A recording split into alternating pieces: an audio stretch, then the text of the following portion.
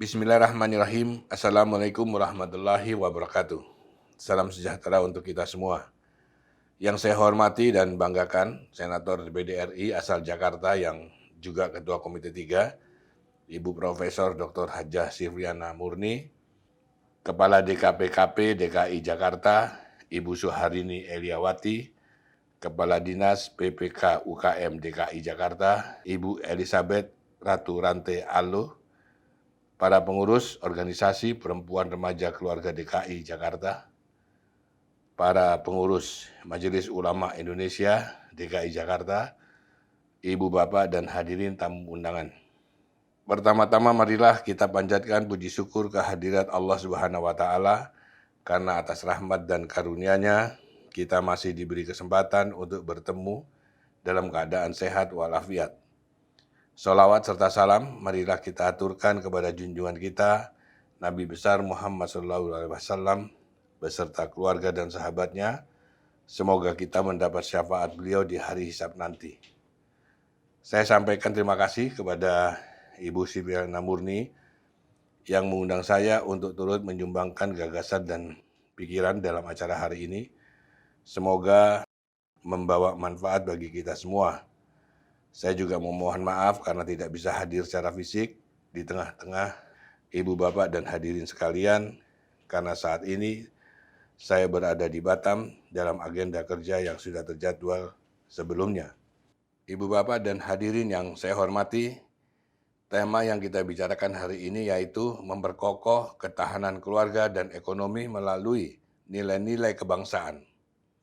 Menunjukkan betapa pentingnya keluarga sebagai satuan terkecil dalam pembentukan karakter bangsa, sekaligus sebagai benteng ketahanan sosial sebuah bangsa.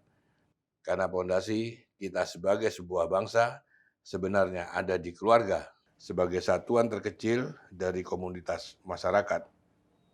Dan selama 2 tahun belakangan ini, satuan terkecil dalam masyarakat kita itu dihantam dan dihajar oleh dampak pandemi COVID, karena dari semua persoalan yang ditimbulkan akibat dampak pandemi COVID, muaranya ada di keluarga, mulai dari porak-porandanya ekonomi, hilangnya lapangan pekerjaan, hingga kematian tulang punggung keluarga, semua muaranya kepada ketahanan keluarga. Dan di dalam ketahanan keluarga, yang paling menderita atau menjadi korban adalah orang tua perempuan atau para ibu. Saya terus terang prihatin ketika membaca data selama pandemi COVID di Indonesia, di mana tergambar melalui angka-angka betapa rapuhnya satuan terkecil dari masyarakat kita, yaitu keluarga, akibat dampak pandemi COVID, mulai dari rapuhnya kesehatan mental dan psikologis keluarga, juga rapuhnya kesehatan fisik keluarga, dan rapuhnya ketahanan keuangan atau ekonomi keluarga akibat pandemi COVID. Harus diakui, di masa pandemi, beban terberat dalam keluarga ada di pundak ibu rumah tangga atau para istri, karena perubahan pola hidup di masa pandemi begitu cepat dan memaksa. Intinya, tugas perempuan di rumah bertambah besar, di tengah ancaman yang juga besar, seperti menurunnya penghasilan atau bahkan berhentinya pemasukan keuangan akibat suami yang di PHK, yang berujung pada meningkatnya problematika rumah tangga, termasuk meningkatnya eskalasi kekerasan dalam rumah tangga yang disebabkan meningkatnya perasaan stres dan ketidakstabilan emosi pasangan hidup, ditambah dengan tugas mendampingi anak yang belajar daring yang tidak pernah kita bayangkan sebelumnya. Dampak pandemi di dalam keluarga memang kompleks dan nyaris tidak tersentuh oleh pemerintah secara langsung, karena domain keluarga memang domain privat, bukan domain publik, sehingga pemerintah sebatas menyentuh melalui beberapa skema program bantuan sosial atau menangani persoalan yang telah memasuki ranah hukum publik yang diatur melalui peraturan perundangan. Ibu, bapak, dan hadirin yang saya hormati, Persoalan di dalam keluarga memang menjadi semakin kompleks ketika negara tidak dapat secara maksimal hadir di ruang tersebut di tengah pandemi, terutama terkait dengan kewajiban negara untuk memastikan ketahanan kesehatan dan ketahanan sosial kita di tengah pandemi. Kita menyaksikan dan melihat sendiri bagaimana ketahanan sektor kesehatan ketika terjadi ledakan pasien COVID, rumah sakit nyaris kolaps, tenaga medis berguguran, fasilitas kesehatan dan alat medis kekurangan di sana-sini, juga kualitas kesehatan masyarakat kita yang ternyata rentan dengan komorbid. Pandemi juga membuka fakta tentang ketahanan sektor sosial bangsa ini, terutama bagaimana kemampuan negara untuk secara cepat hadir menjangkau mereka yang membutuhkan bantuan sosial. Tetapi masih ada masalah kelemahan data yang serius terhadap penerima bantuan. Padahal konstitusi telah memberikan tugas kepada negara untuk memastikan perlindungan kepada rakyat seperti tertulis di pasal 27 ayat 2 yang berbunyi tiap-tiap warga negara berhak atas pekerjaan dan penghidupan yang layak bagi kemanusiaan. Juga pasal 28H ayat 1 yang berbunyi setiap orang berhak hidup sejahtera lahir dan batin, bertempat tinggal dan mendapatkan lingkungan hidup yang baik dan sehat serta berhak memperoleh pelayanan kesehatan. Ditambah pasal 34 ayat 2 yang berbunyi negara mengembangkan sistem jaminan sosial bagi seluruh rakyat dan memberdayakan masyarakat yang lemah dan tidak mampu sesuai dengan martabat kemanusiaan. Semua bunyi pasal-pasal tersebut memang diuji di tengah pandemi ini.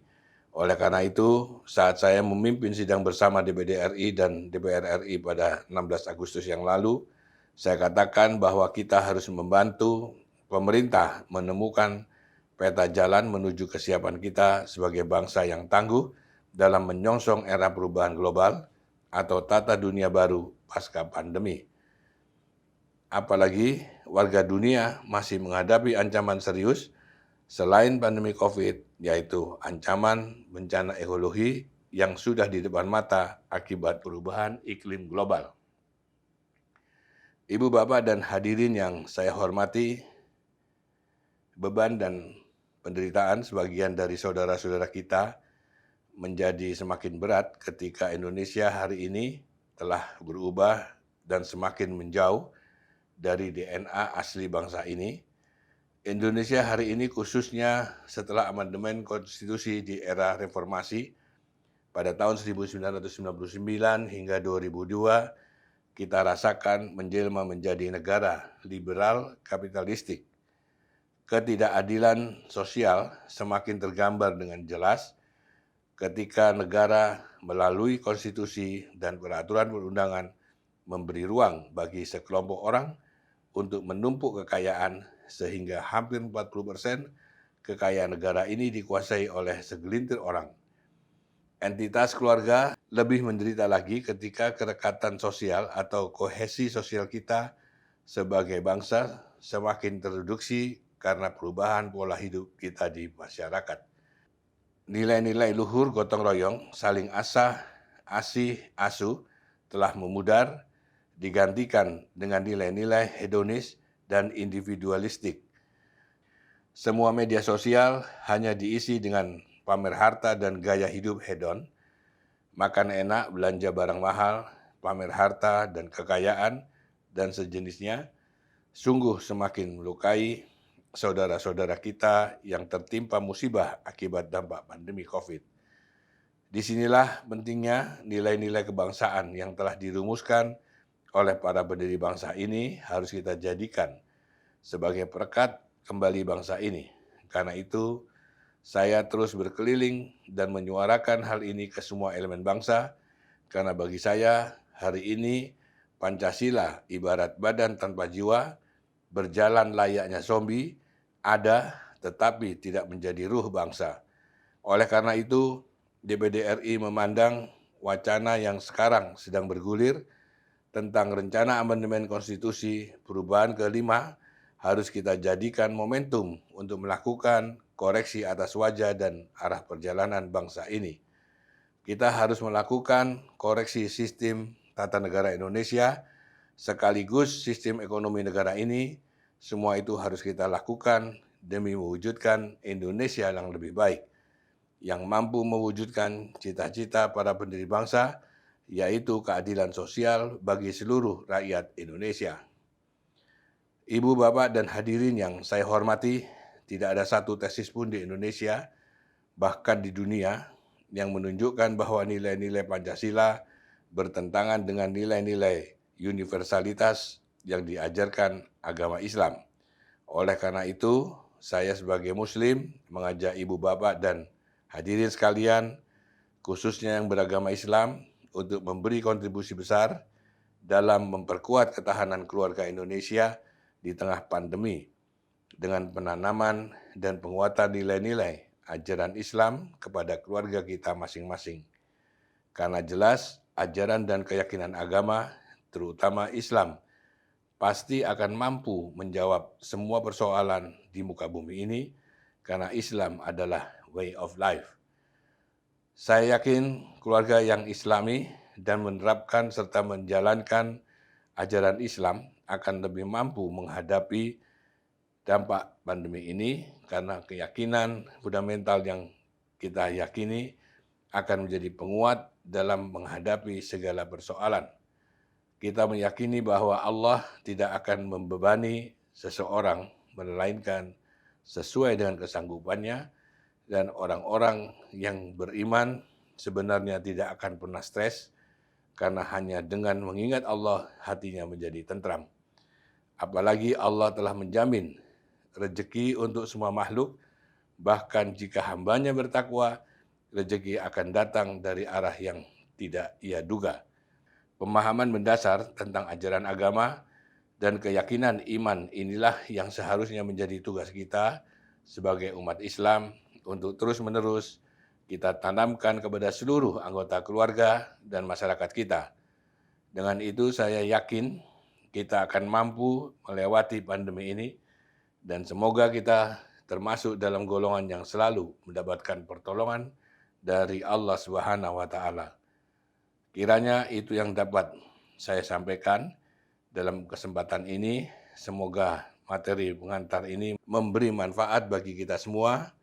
Sekali lagi terima kasih kepada senator kita yang juga aktivis kita, Ibu Silviana Murni. Wabillahi taufiq wal hidayah. Wassalamualaikum warahmatullahi wabarakatuh.